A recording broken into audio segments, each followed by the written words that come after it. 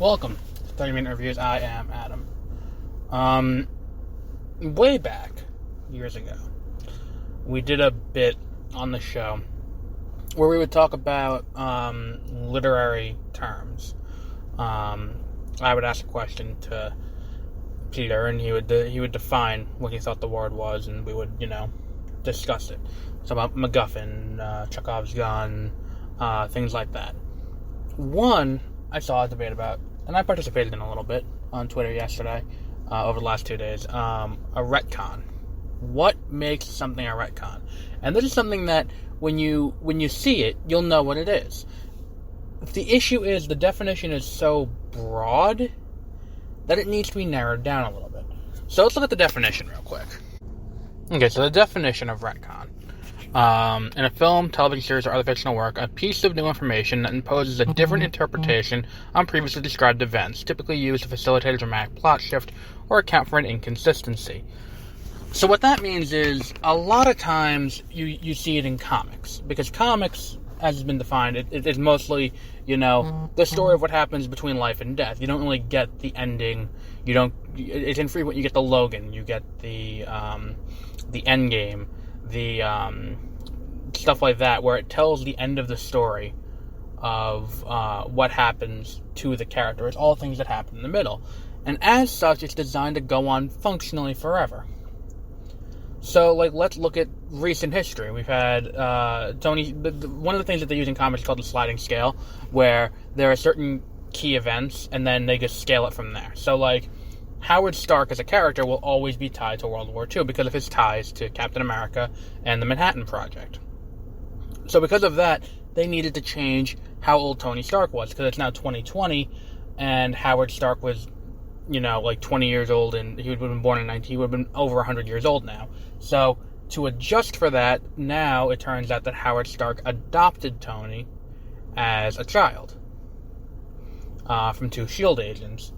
There was, There's that. There's, recently they talked about, in Doomsday Clock for DC Comics, the appearance of Superman. And how every 20 or so years there's an event that happens that moves Superman's origin. And Dr. Manhattan kind of explains that out for us. So basically, those are considered retcons, because it's designed to maintain narrative consistency while also changing what we already know. The definition, though, as defined there, doesn't quite differentiate what is a twist, what is backstory, and what is a retcon.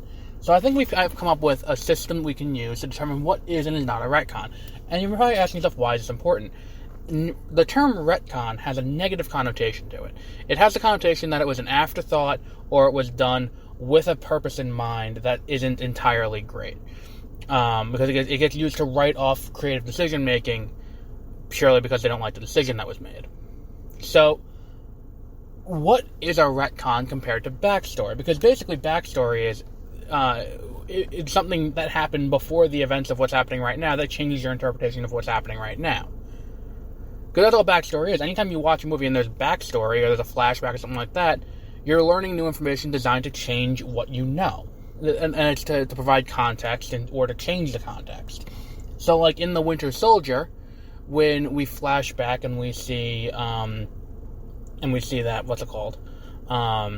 Zola rescued Bucky, who was left for dead, and, then became a computer.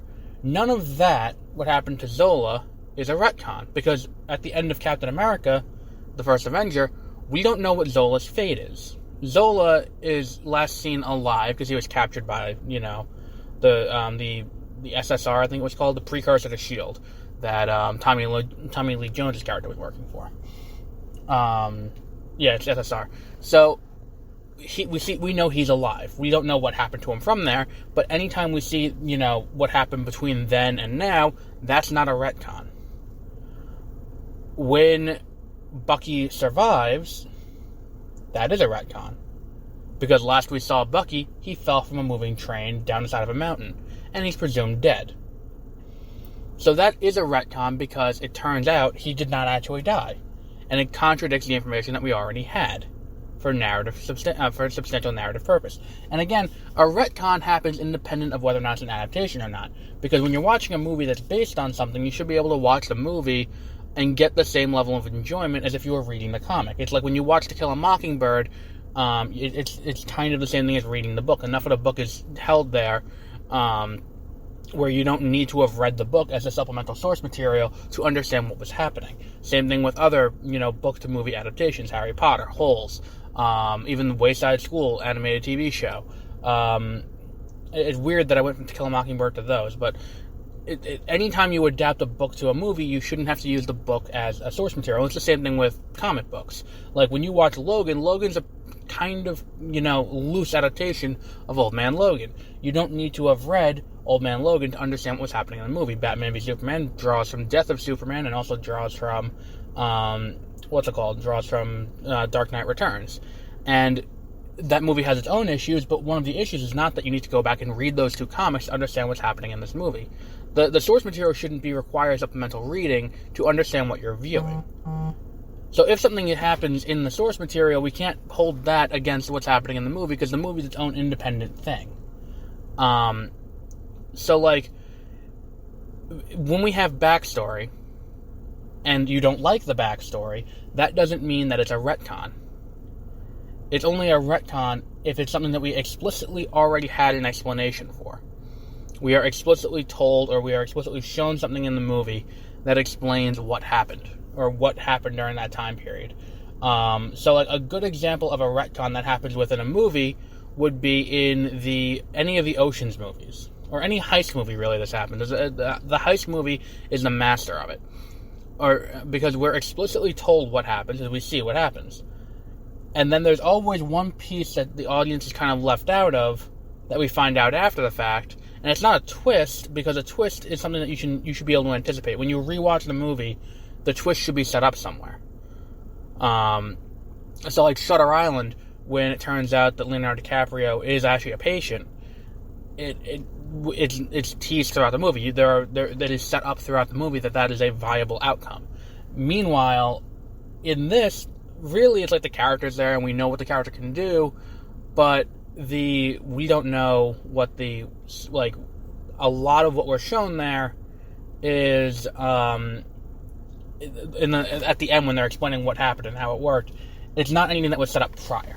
So that is kind of an inner retcon, I guess we'll call it. Because it's like we're going and we're talking about what happened that we didn't see, but it impacts the ending. And meanwhile, a flashback should be about something that we don't know about. So, like, anytime you're watching a movie and they flash back 10 years earlier. So, like, and the thing is, too, it's like, I'm trying to think, would we consider Luke training Leia in the flashback in Rise of Skywalker a retcon under this definition? Because it's weird, because at the same time, I don't think they explicitly said in the movies that Luke never trained Leia. Leia was never a Jedi. We know she's a general, and it's kind of implied that she was never a Jedi. We just knew she had Force abilities, as seen by her flying through space, which was still weird, but all of that happening does not, like, outright say she was never trained as a Jedi. It feels like an afterthought that was tacked on, and if you go into the extended universe and Bloodlines, they say that she was not trained as a Jedi, and she, went into politics as she did in the old extended universe, but is it really a retcon? That requires a little bit more introspection, about what we had there. So, I think that what we need to do is literary terms and things like that, people use as law. And really, when it comes to writing, when it comes to literature, when it comes to interpreting fiction, there's a lot of ways to go about it, and there is no one set correct answer. It's interpretation, and it's however you want to interpret it. And it's subjective. It's not an objective medium.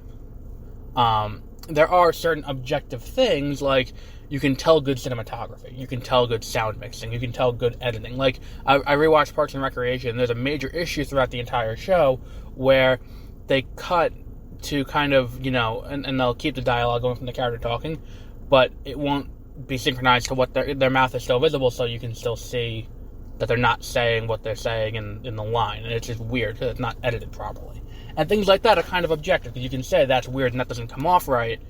But then there are things like, a narrative decision. Like, there is no objective correct answer to what should have happened to Luke after Return of the Jedi. Because it's all up to the interpretation of the author. And there's millions of pieces of fan fiction that explain what happened to Luke after Return of the Jedi. And it's all about which one do you think is correct based on how you saw it. And there are multiple interpretations of the character available. There's the interpretation where Luke, goes and, he never gives up. There's the interpretation with that, like, Dave Filoni gave, where it's like, look, he is, the character who this lived with him forever. What he went through is something that's going to live with him. And when you broaden these definitions to the point where they can encompass anything, and you can use it however you want based on what you like and what you don't like, what you're doing is you're trying to sound authoritative about something when really you're just kind of, you're trying to put your own personal truth on something that's not objective. Because what a retcon is, and I think everyone kind of knows this, is that it has to be something we already talked about. It has to be something we've already talked about. Like, we had to have talked about at some point in the past what happened at this time to be able to retcon it, because otherwise there is nothing to change. A retcon needs to change something. If there's nothing to change, if there's no physical event that happened to change, then what's being retconned? Nothing is. So, like, the example that caused this whole situation was someone said that they did not like the retcon that the Avengers were named after Carol Danvers, because that was her call sign when she was in the Air Force in the 90s. And Nick Fury named it after her, from Captain Marvel. That's not a retcon, because we were never told the origin of the name, the Avengers Initiative. You may have filled it in your head what fanfiction you thought was going to happen, or what you thought was, why that name happened. Maybe you thought it was just like on the, maybe you thought it was like in,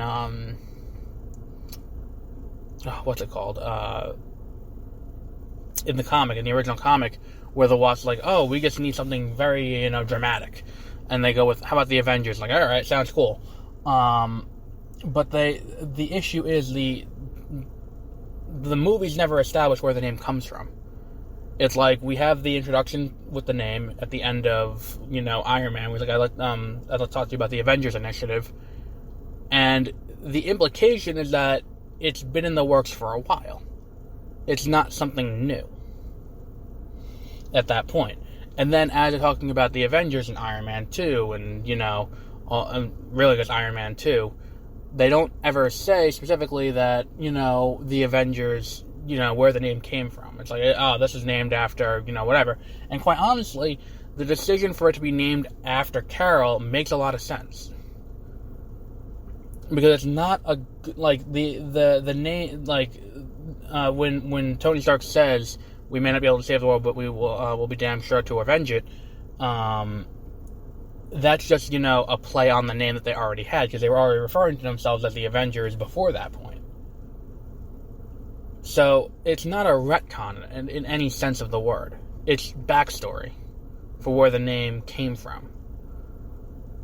And it makes sense that it came from an alien invasion. And even so, the whole event is also referenced in Iron Man 2.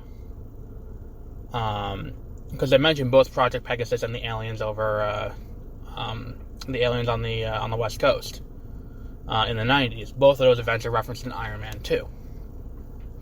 And both of them come into play in Captain Marvel. So I think that's something we should really, as a society of people who, that's really pretentious, but as people who interpret movies and TV shows and books and comics and all of that stuff, we got to get away from this belief that what we see and what we think about what we see is the objective truth. Because it's not. You do not have the objective truth any more than any other person does. It's all subjective, and what you like and what you don't like, you can tack on a word like retcon and say, see, it's a retcon, and then you try and, put the connotation on it with that, where it's like, a retcon, when you describe it as that, it's dismissive. It comes off as lazy. Meanwhile, backstory, calling it what it is, backstory, is it shows that it has it has purpose to the story. A retcon as a term is just kind of flippant, like it's a retcon, just ignore it. Or it's like you can roll your eyes at it, and that's why it's used in that way.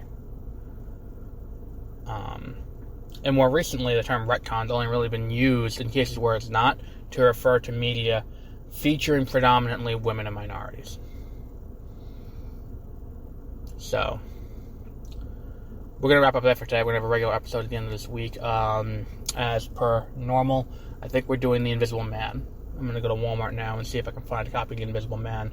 We're giving away a free copy of that as well. So until Tuesday, have a great rest of your week. Thursday, have a great rest of your week.